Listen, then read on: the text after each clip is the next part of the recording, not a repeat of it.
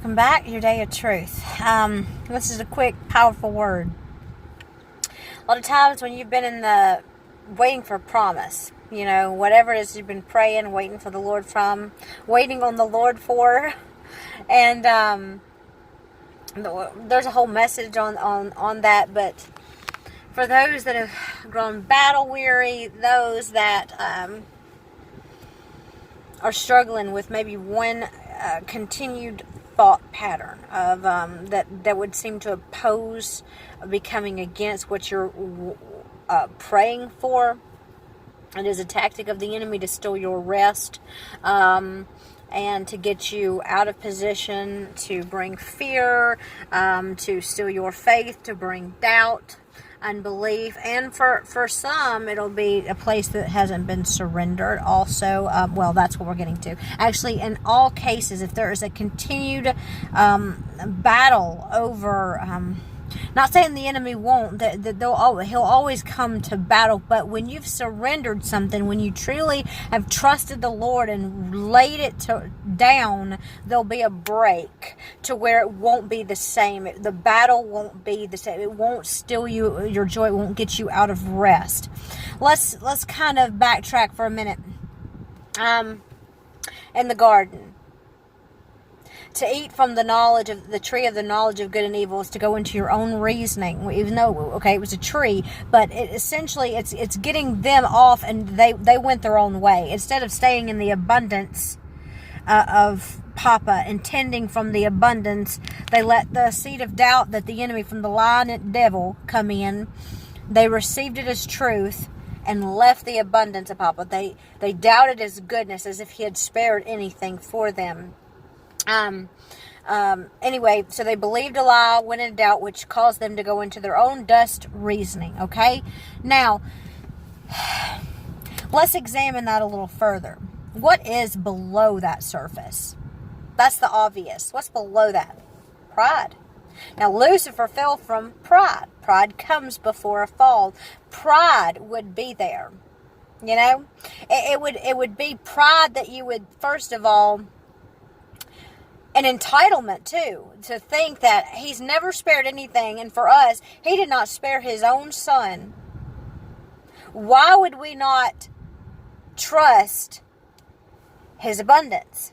Why would we not trust that he will not spare any good thing for us? I mean, after all, he's the potter, we're the clay. It's his glory, his story, and he formed each of us for an individual purpose. He has wrote our story out. So the only time that, let me rephrase. When you get off in pride, thinking, what if he doesn't give me what I want? What if it don't look like this? What if he says no? What if all these things? Well, there's pride there.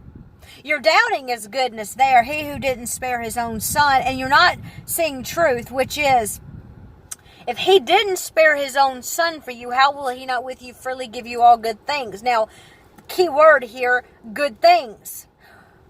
Hey, let's deal with the pride. Why would you, in your dust reasoning, think that you would know better than the one who formed you what's best for you? Who are we to say how our story, what's best for it, and how it should go, and what's going to fulfill us, where our purpose is? I mean, he created us. He gave us purpose. Our identity's in him. He did not spare his own son. He bled for us.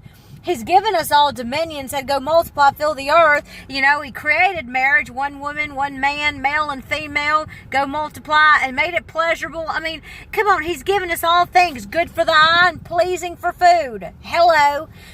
Just like with Adam and Eve, and if you tend from his abundance, you'll live. There's life there. He came to give us life and life abundance. But if the devil can get you off thinking you know more, thinking he's withheld something that's going to be to benefit you, come on, then he's got you. Then you become a slave. And you're going to be essentially warring against what's best for you, which is foolishness. The Lord's going to win in the end. And gracefully so. Thank the Lord.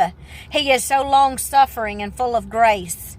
Because no matter what, whether you ever receive and believe, which I pray, and He desires that no one should perish, so He will continue to come and call and work and amidst your decisions and everything to bring you to the end of yourself until the day that your breath, that He receives that breath back that made us a living being. And if you never received His breath, His Spirit, if you never received His Son Jesus, then you're in eternal damnation and death.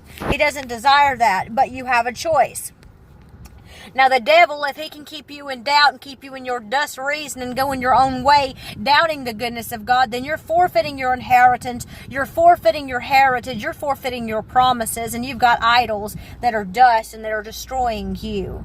Because let me tell you what, He spared nothing.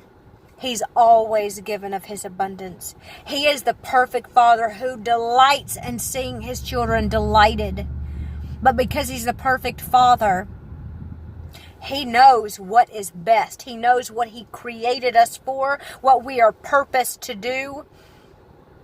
And let me tell you what, it's exceedingly abundantly above all you could ask or think. But you got to trust Him. You got to trust Him and not go into your own reasoning.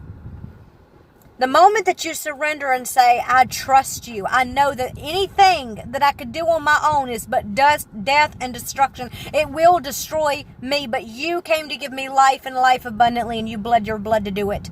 I am free in you. You came to set the captive free, and he whom the Son sets free is free indeed. So today, I surrender the promises that you gave me, and you didn't even have to. I trust that your word, it will never fail. You're not a man that you could lie. Your word will accomplish what you sent forth for it to do. It will not return void. And I'm just going to receive it all by faith and rest that it is finished. It is done. I'm laying my Isaac at the altar. I am eating from the tree of life. I'm tending from your abundance, Papa, because I don't want to go into my own way. I don't want to eat from the tree of the knowledge of good and evil. That's dust. That's where the devil eats from. I'm dust. So, Papa, I'm ready. I'm ready to be all struck in your love. I'm ready to receive of the abundance. I want to tend from the abundance, knowing that here I'm safe and here I'm alive. I'm alive in this place. There is no death. There's only joy and dancing.